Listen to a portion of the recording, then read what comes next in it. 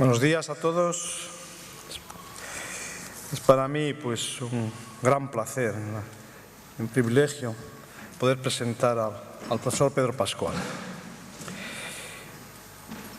Es para mí no solo lo que he dicho, sino también grato y sencillo, porque le conozco desde hace 49 años, cuando él llevaba ya galones de sargento y yo no era más que un simple aspirante en las milicias universitarias. Podría contar muchas cosas de él, pero no me está permitido sobrepasarme en el tiempo. La mayor parte de sus numerosos trabajos versan fundamentalmente sobre teoría cuántica de campos y partículas elementales, aunque ha realizado incursiones importantes en la mecánica cuántica y en la teoría de la información. Ha escrito libros de mecánica cuántica y de campos cuánticos. Ha recibido numerosos premios, como el Premio Nacional de Investigación Científica Ramón y Cajal en el año 85, y distinciones importantes como la Medalla de la Real Sociedad Española de Física al Mérito Investigador, la Gran Cruz de la Orden Civil de Alfonso X el Sabio, la Medalla de Oro al Mérito Científico de la Fundación Catalana para la Investigación, etcétera, etcétera. Fue también encargado de poner en marcha y dirigir como primer coordinador general a la Comisión Nacional Evaluadora de la Actividad Investigadora, que tanto ha ayudado a clarificar las filas de nuestros investigadores y a la postre a mejorar la calidad de nuestra producción investigadora. Ha sido también miembro permanente y destacado, muy destacado, en los premios Iberdrola y por tanto está íntimamente vinculado al desarrollo científico y científico-social del País Vasco. Antes de entrar aquí le he preguntado: oye Pedro, ¿qué quieres que diga de ti? Y dice: nada, oye, simplemente di que estoy jubilado y que ya no hago física. ¿Está jubilado? Sí, pero que eso de que no hace física no se lo cree ni él, porque todos los días a las 5 de la mañana empieza haciendo física y así está todo el día. Nada más, muchas gracias.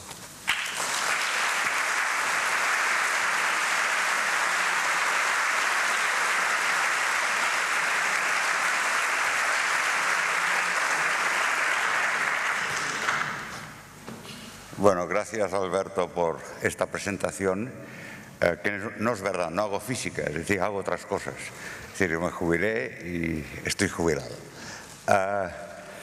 Bueno, quiero agradecer tanto al profesor Alberto Galindo como al profesor Pedro Miguel Echenique el haberme invitado a hablar en esta magnífica conferencia. Es decir, a ver si con eso despertamos más interés por la física, que más bien va bajando en nuestro país. Y creo que eso puede ser un revulsivo de alguna forma, y eso es un problema que me preocupa, los pocos estudiantes que tenemos de física, y que si bien los mejores de ahora son tan buenos como hace 30 años, la media claramente es mucho más baja, y eso es un problema que creo que nos afecta a todos y a la sociedad en particular. Bueno, yo quisiera hablar un poco de, como veis aquí, de Einstein y los cuantos de luz, que fueron la cosa que me dijeron que hablara. Y va a ser, es decir, aquí se han hecho muchas predicciones de lo que va a pasar en los próximos años. Evidentemente parece que somos mucho más optimistas que lo que eran hace 100 y pico de años, porque el gran Maxwell, en una conferencia, en un discurso inaugural a Cambridge, como veis, estaba muy negativo de lo que podía suceder con la física en los próximos años. También se demuestra con esa frase de que Maxwell, como casi todos los profetas, se equivocan, y que por lo tanto, digamos, todo eso que dijo Einstein, que dijo Maxwell, no tiene nada que ver con la realidad de lo que ha pasado después. Maxwell, como sabéis, o sea, básicamente la postura de Maxwell era que pues se sabía ya toda la mecánica, se sabía todo el campo electromagnético, se tenían ya los conocimientos fundamentales de la mecánica estadística y ya no quedaba nada por hacer. Maxwell fue el primero que dijo claramente que teníamos fuertes razones para concluir que la misma luz no es más que una perturbación electromagnética. Todo eso fue comprobado por Hertz. En el año 1887 él decía: las ondas de luz se propagan, reflejan, refractan y polarizan de acuerdo a lo previsto por las ecuaciones de Maxwell. O sea que confirmaba totalmente que la luz no era más que un tipo de reacciones, de fenómenos electromagnéticos. Curiosamente, en las mismas experiencias que Hertz hizo para demostrar la naturaleza de la luz, vio por primera vez lo que hoy día conocemos con el nombre de efecto fotoeléctrico. Lo vio como un efecto secundario que no entendió bien, pero este fue el origen y que fue el que rompería toda la física clásica. El efecto fotoeléctrico existe, más o menos, es que cuando unos determinados metales se iluminan con una radiación electromagnética, lo que pasa es que salen electrones. No, así no va, ¿no? Bueno, se ve claro. A ver, y aquí y se ha bloqueado totalmente anterior.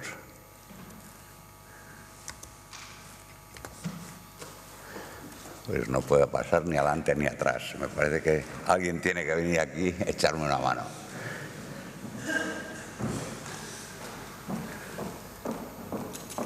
Última diapositiva vista. Tampoco.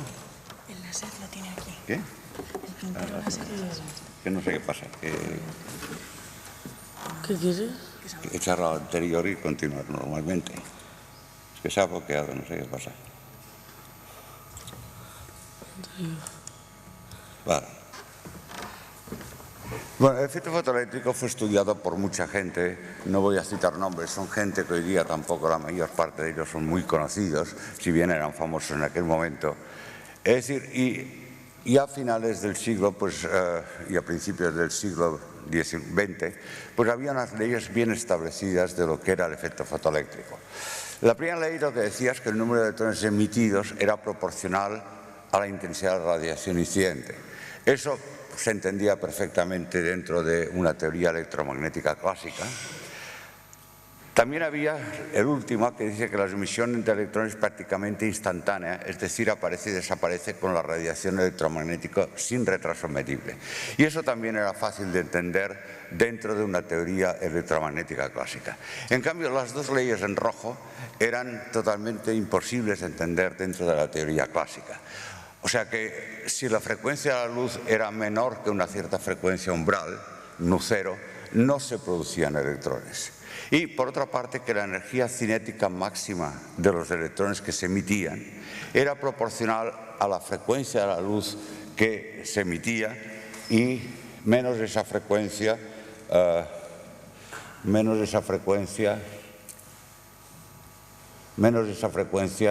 umbral que hay aquí. Y era independiente la intensidad, o sea que aunque la luz aumentara la intensidad, la energía máxima de los electrones emitidos no aumentaba. Los dos puntos en rojo eran totalmente imposibles de entender dentro del marco de una física clásica. Einstein, en 1905, fue el que interpretó por primera vez el efecto fotoeléctrico, dio una explicación del efecto fotoeléctrico, y básicamente lo que Einstein supuso es que la radiación monocromática de frecuencia nu se comporta como si constara de un número finito de cuantos de energía, localizados e independientes, y de magnitud la energía igual a la constante de Planck por nu, o sea, por la frecuencia de la radiación. Y con eso lograba explicar, como veremos, las dos leyes que no tenían ninguna explicación desde un punto de vista clásico. Para entender bien quizá lo que hizo Einstein y hasta qué punto su idea era muy nueva, me gustaría pasar un poco a un problema que es el problema del cuerpo negro, que fue definido por Kirchhoff el año 60, como que todo aquel cuerpo, como aquel cuerpo que absorbe toda la radiación electromagnética que incide sobre él. Una buena aproximación al cuerpo negro es un horno caliente y la luz que sale por un agujero hecho en el horno.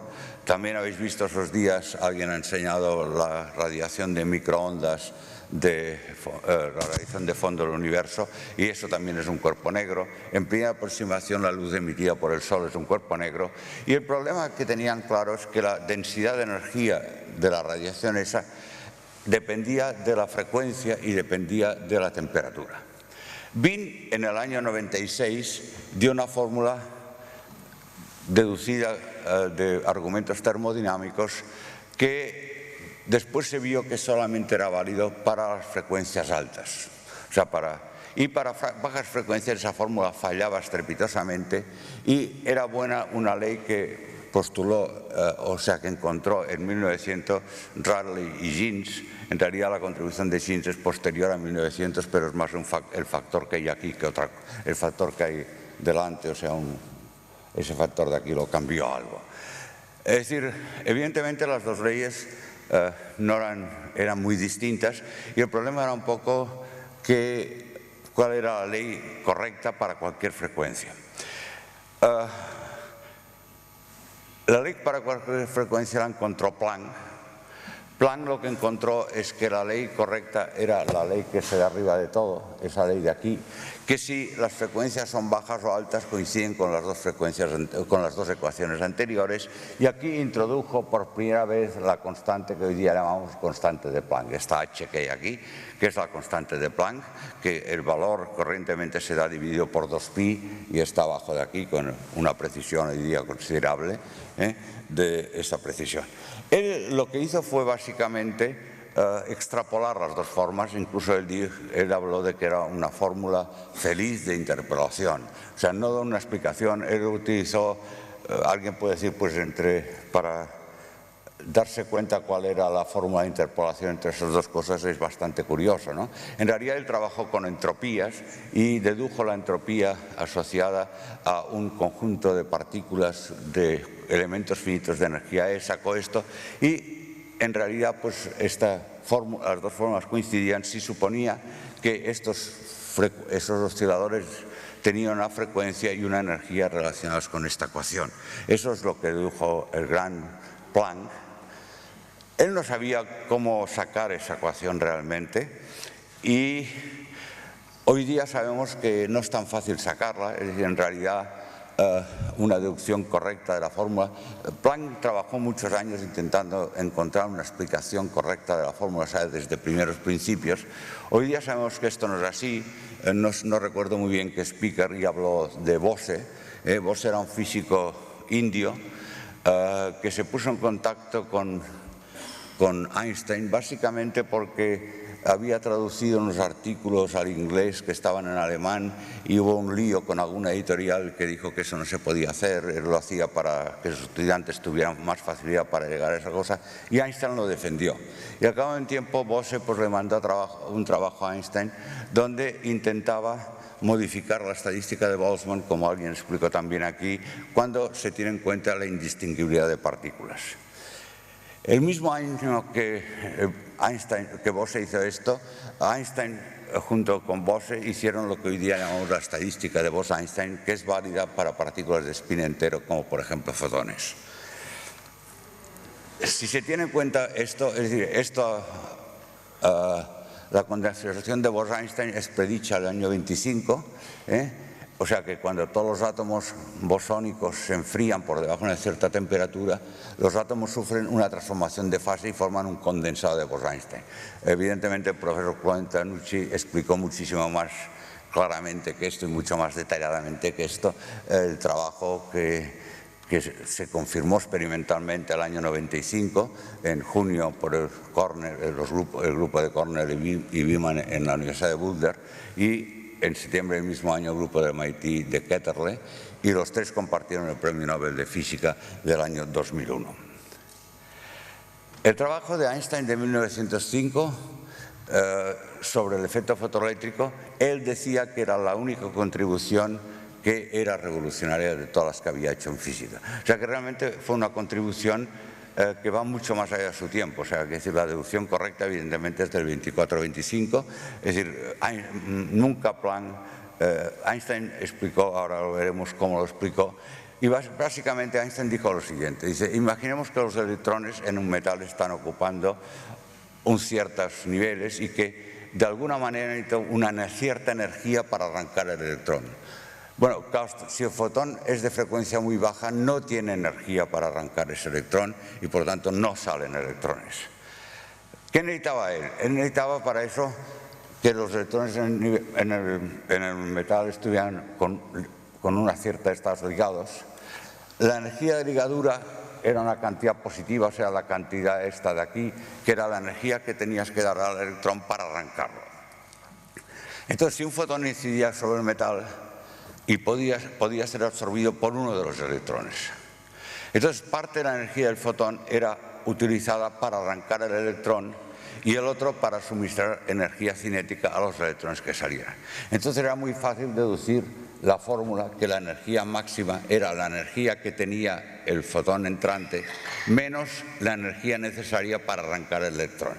Y por tanto tenía inmediatamente eso. Si esta energía de salida la escribíamos de esa forma, tenía automáticamente que la energía máxima era H, que multiplicaba a nu menos nu0, que es lo que se veía experimentalmente. Esto es la explicación de Einstein, la simple explicación de Einstein del efecto fotoeléctrico del año 1905. En 1912, o sea, 7 años más tarde, Hughes comprobó por primera vez que la relación entre K máxima y la frecuencia era una cosa que era proporcional a una causa a la otra, que era una pendiente, y que el valor de pendiente tenía que coincidir, según esto, con la constante que había introducido Planck. Planck nunca se creyó demasiado del efecto fotoeléctrico y en 1913, cuando Einstein quiso ocupar una plaza en la Academia de Ciencias de Berlín, Planck, juntamente con gente tan distinguida como Nernst, como Rubens y Baruch, escribió una carta en favor de Einstein y dice, en resumen, puede decirse que de todos los grandes problemas tan abundantes en física moderna, difícilmente hay uno en que Einstein no haya hecho una contribución sobresaliente. Que algunas veces se haya equivocado en sus especulaciones, como por ejemplo en su teoría de los cuantos de luz, no puede ser tenido en contra suya, pues en las más precisas de las ciencias naturales la innovación implica un riesgo. O sea que 8 años después de la explicación del efecto fotoeléctrico, esa cosa no era aceptada por una mayoría de físicos, era una cosa tan extraña esa de los cuantos de luz que no aceptada por la... Millikan fue el primero en confirmar en el año 16, o sea, 11 años más tarde, el resultado de Einstein al medir la constante de Planck mediante unos experimentos de efecto fotoeléctrico con una precisión grande.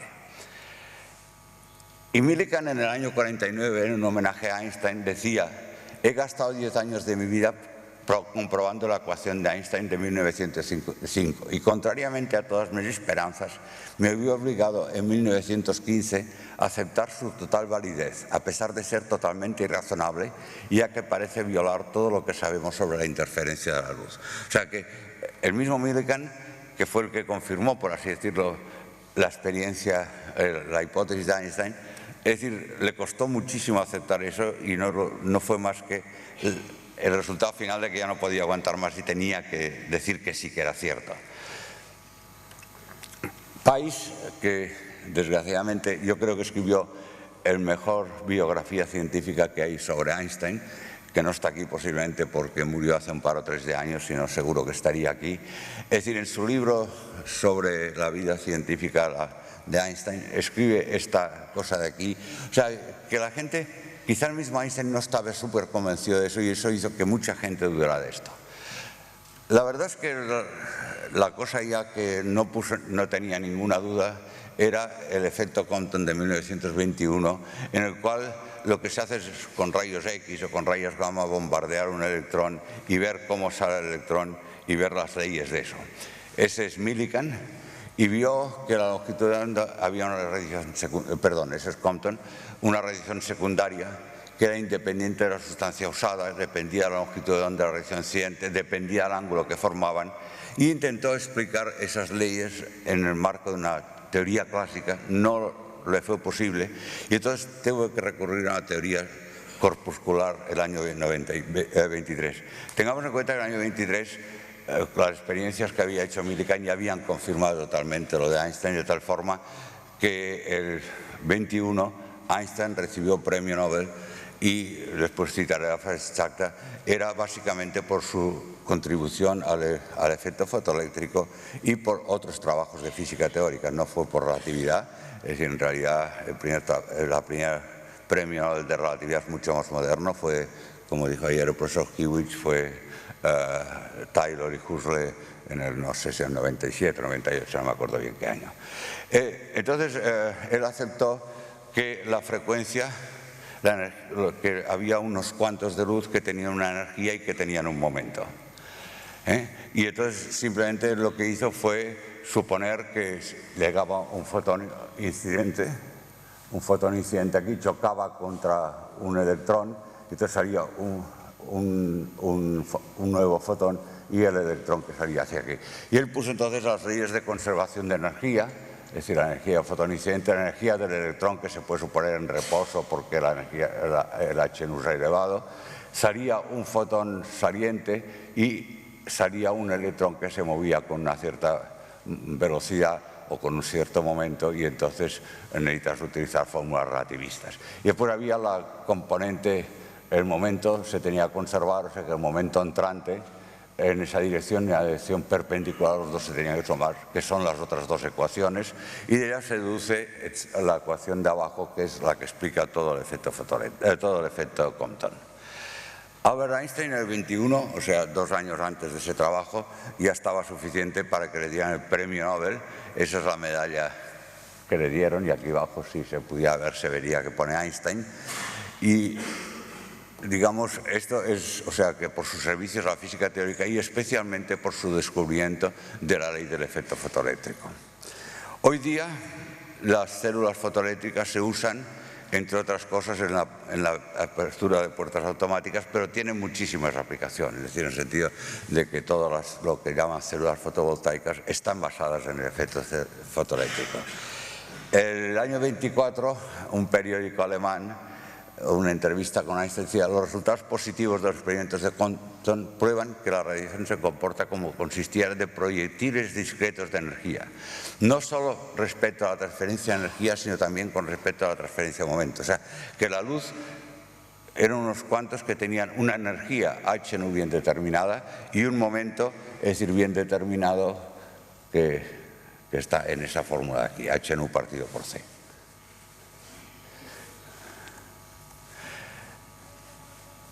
Y entonces se encontraban con dos teorías de la luz, ambas indispensables, y se debe admitir hoy día, a pesar de 20 años de tremendos esfuerzos por parte de los físicos teóricos, sin ninguna conexión lógica.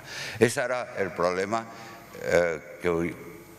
fundamental de la mecánica cuántica, y que fue el mismo año 24-25 cuando de Broglie lo que dijo es que toda partícula llevaba asociada una onda, o sea que el aspecto partícula o el aspecto ondulatorio era una consecuencia de cómo eran observadas las cosas, por así decirlo. O sea, el nombre de fotón aún no estaba en esos momentos. El nombre de fotón aparece con el año 25 de manos de un químico americano que se llama Lewis. O sea, hasta este momento se hablaba de cuantos de luz. Los fotones es una palabra más moderna, o sea, es del 25. La otra gran contribución de Einstein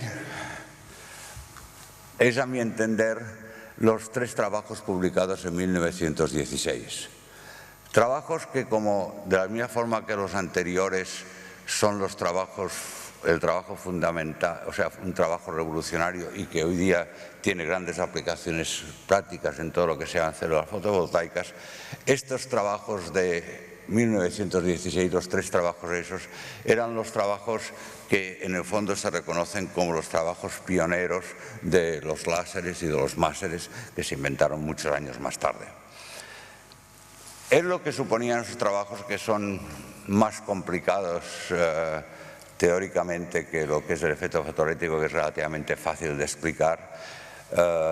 y que voy a pasar un poco por encima, haciendo simplemente algunas notas. En las notas que se van a colgar en la web está un poco más explicado todos los pasos intermedios. Él suponía que había una serie de moléculas que interaccionaban con la radiación electromagnética y que el número venía dado básicamente por esa fórmula, que es la fórmula de Boltzmann clásica. Y si había un par de niveles, E sub m y E sub n, es decir, eso no es ninguna prima, sino una coma que ha quedado por aquí rara. Es decir, con E sub m mayor que E sub n, entonces él suponía que el número total de transiciones de un gas por intervalo de tiempo delta t venía dada por esas dos fórmulas de aquí.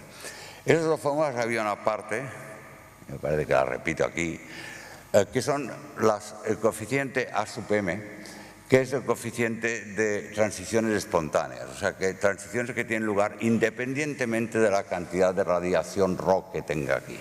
Es decir, o sea, que la radiación presente hay una parte que depende de ella, que son lo que se llaman las transiciones inducidas, y una parte que es la A, que no depende de la densidad de energía y por la densidad de radiación que haya, y por lo tanto son lo que se llaman las transiciones espontáneas. Y los Bs, pues ya he dicho que esos Bs, es decir, son las inducidas, que son proporcionales a la energía. Entonces, él utilizaba estas fórmulas y lo que hacía demostraba que ρ era una función de la frecuencia y de la temperatura solamente. Y entonces, haciendo una serie de hipótesis de tipo termodinámico, basándose mucho en la ley de Wien que hemos visto antes, lograba una expresión para la ρ, esta de aquí.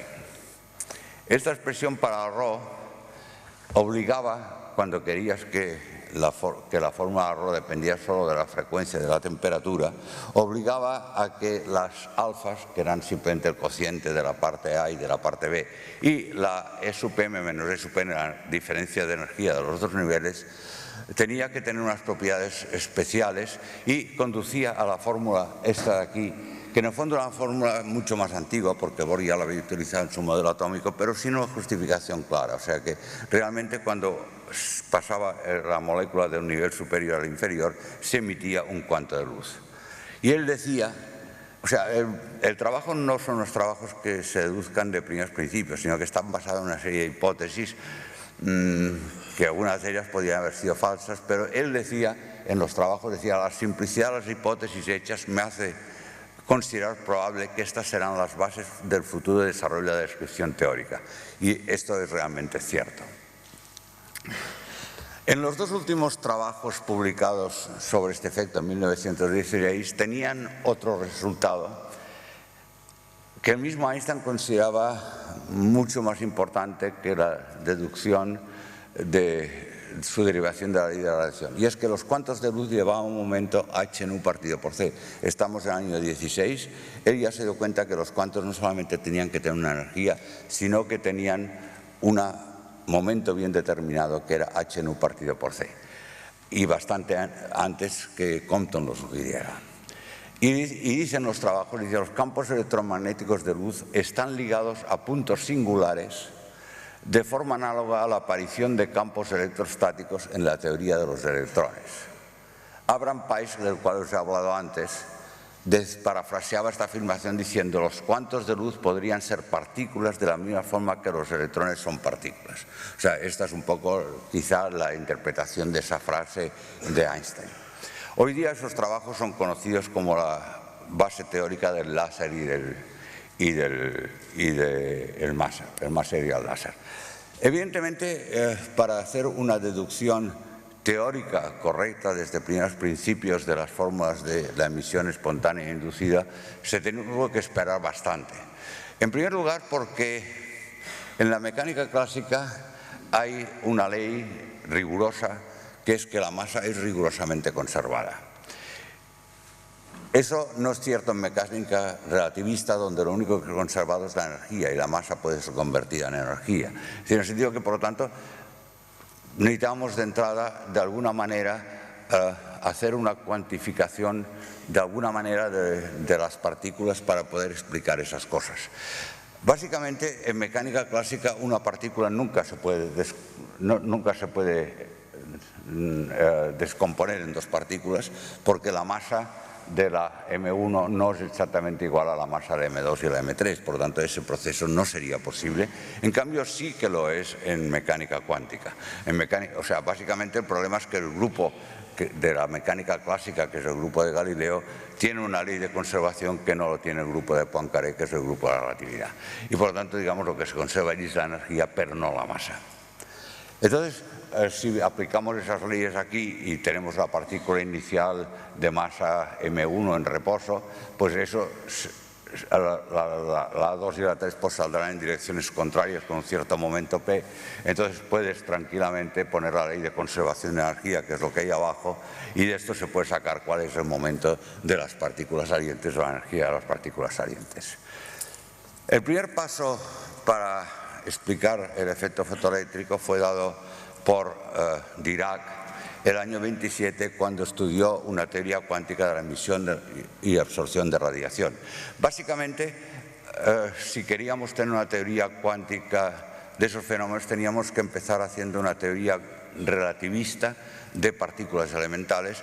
La suerte es que las ecuaciones de Maxwell ya son relativistas, por lo tanto no tenía que inventar nada nuevo, sino coger las ecuaciones de Maxwell y hacer algo con ellas.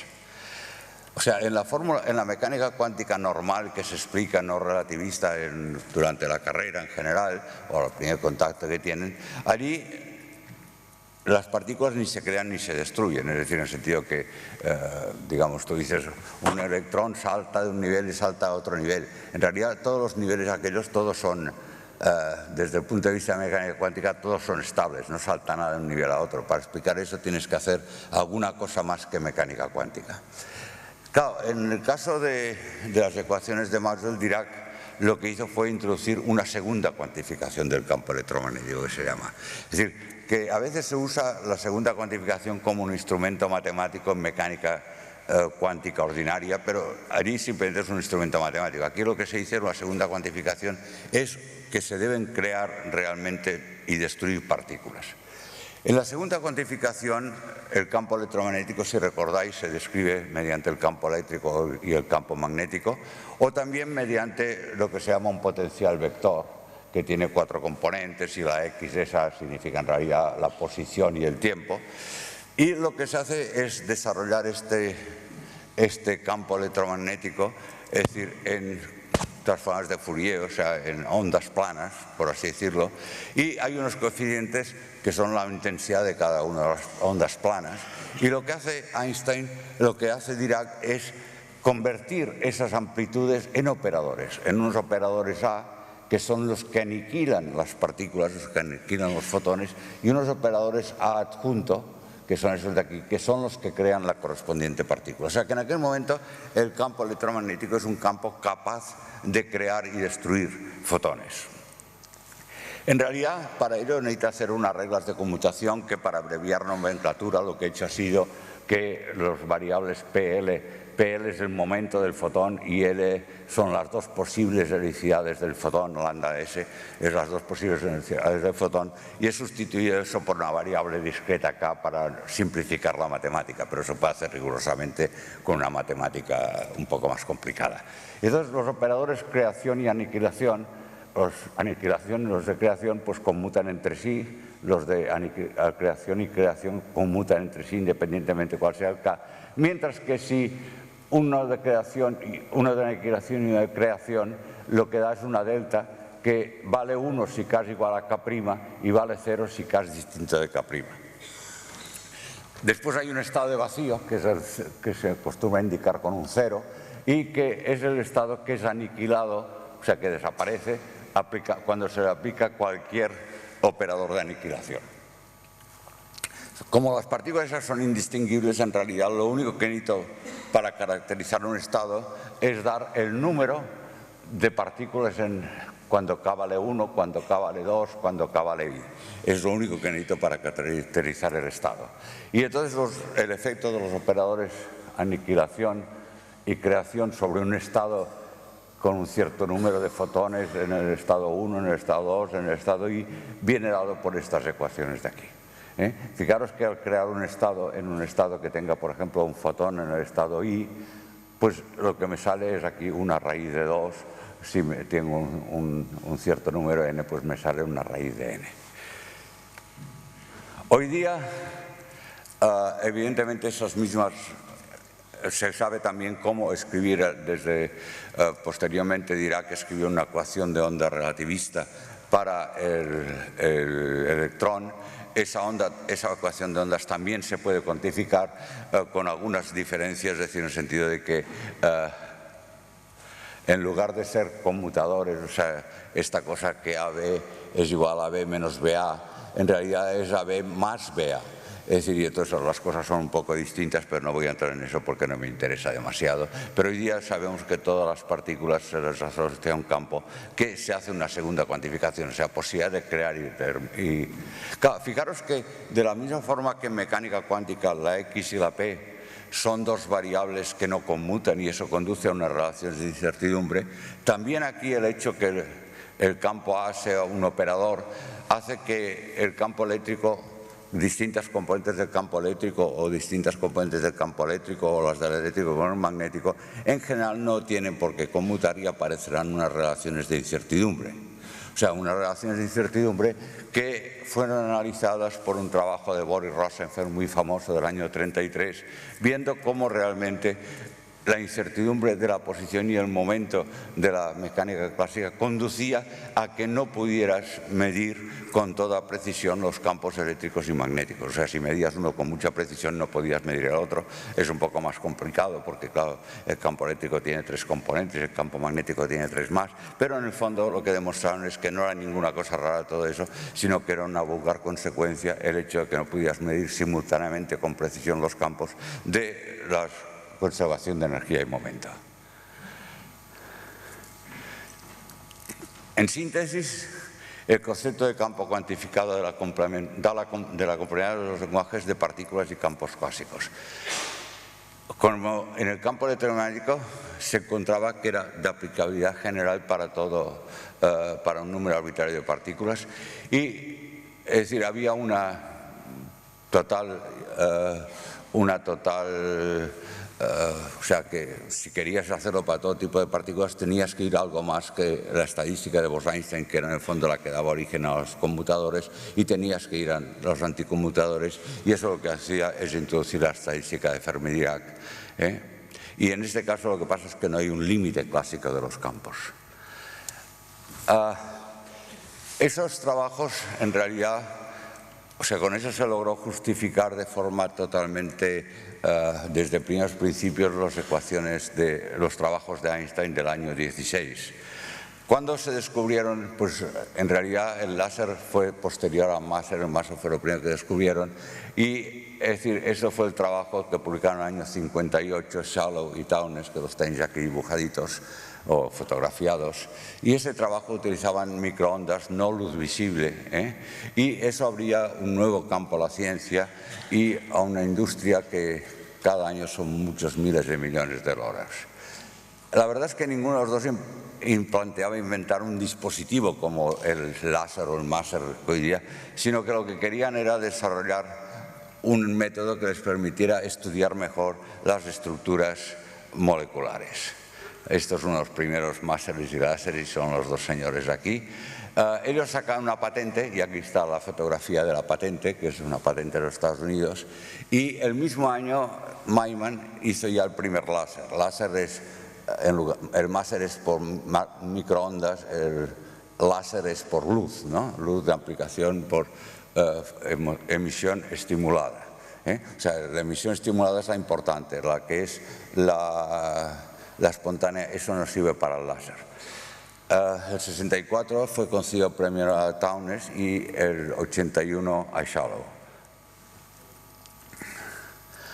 Él decía, cuando Shallow le dieron el premio Nobel, en el discurso decía, cuando los primeros láseres empezaron a funcionar, yo y otros científicos que trabajábamos en este campo, nos quedamos sorprendidos de lo fácil que había sido. Nosotros habíamos supuesto que puesto que nunca se había hecho láser sería muy difícil, pero cuando sabías cómo, no resultó en absoluto difícil. Principalmente habían faltado ideas y conceptos. O sea, quizá se había podido hacer un poco antes, pero de todas formas, toda la técnica y todo eso difícilmente, mucho antes del 58, se hubiera hecho. Creíamos que tendrían algunos usos científicos y en comunicaciones, pero no habíamos pensado en aplicaciones. Si lo hubiéramos hecho nos hubiera estorbado y no habríamos trabajado tan bien. Eso es el discurso del Premio Nobel de aceptación de Shallow, del Premio Nobel por el láser. O sea, quiero decir que realmente es otra vez un trabajo de Einstein que hoy día tiene una gran cantidad de aplicaciones experimentales. Hoy día los láseres se usan de tal forma que se usan en óptica, se usan en comunicaciones. Eso evidentemente es un láser, eso rojito que estoy enseñando aquí. Y en vuestra casa tenéis más de uno porque en los CDs hay láser y todo eso. No voy a explicar porque veo que voy más corto un poco cómo es. Lo que sí diré es que la parte que produce la luz y la parte de radiación la inducida, la espontánea no me interesa para el láser, la espontánea en el fondo me molesta y es la inducida en el lenguaje de Einstein la que interesa para el láser. De láseres hoy día lo que logro con el láser es que todas las partículas que salen en el haz estén en la misma frecuencia, con el mismo momento, exactamente en la misma fase, y eso es lo que hace que hoy día un láser, por ejemplo un láser de 1 vatio con una salida de 1 milímetro cuadrado o 1 milímetro de diámetro tiene una divergencia al haz muy pequeña y a una distancia de 10 metros el haz se ha ensanchado hasta alcanzar un diámetro de solo 5 milímetros. Claro, si comparo con la luz normal que sale la luz en todas las direcciones, me doy cuenta de que realmente puedo concentrar la luz, cosa que sería imposible un rayo tan pequeño concentrarlo a esas distancias. De tipos de láseres hay tantos como que llenarían un listín telefónico, por así. Hay algunos que actúan durante periodos de tiempo corto, menos de un segundo. Pueden producir picos de una potencia extraordinariamente elevada, pero solo un tiempo muy corto. Hay de potencia media-baja y los más potentes pueden llegar a picos con potencias superiores a 10⁻13. Hay láseres continuos, hay muchos tipos de láseres, porque además depende pues, del gas que haya o del compuesto que sea el que esté en el láser. O sea, las células fotoeléctricas y los láseres son dos consecuencias de los trabajos de Einstein que realmente implican que la investigación básica ha conducido a grandes avances tecnológicos. Y quisiera, para terminar, citar una frase un poco larga de Weizsäcker. Weizsäcker fue un físico nuclear, básicamente, muy distinguido, es decir, fue director del CERN durante una serie de años, yo creo que uno de los grandes directores que ha tenido el CERN, y en el año 65 en el boletín de los científicos atómicos decía esto que está escrito aquí: el mérito de la investigación básica no solo radica en las ideas que produce, hay más. Concierne al conjunto de la cultura de una nación, pues determina sus modos de pensar y las pautas que se juzgan los proyectos y creaciones intelectuales. Si la ciencia está bien considerada y se reconoce la importancia de su vinculación con los problemas más actuales de la investigación fundamental, entonces surge un clima favorable a las demás actividades. Se establece una atmósfera de creatividad que invade cada ámbito cultural. La investigación fundamental marca las pautas del moderno pensamiento científico, bajo cuya directriz se crea el clima intelectual en el que florece hoy nuestra civilización. Ello estimula la profundidad de las ideas y del ingenio, no solo en los laboratorios tecnológicos y en las factorías, sino también en cada actividad cultural de nuestro tiempo. Así de simple es el argumento para que se ayude generosamente a la ciencia pura y a la fundamental. Es decir, así me gustaría terminar diciendo que a ver si en España alguien se acuerda de que no solamente la ciencia aplicada es importante, sino no hay ciencia aplicada si no tenemos una buena ciencia básica, y la buena ciencia básica durante muchos años los gobiernos han olvidado de que existe. Muchas gracias.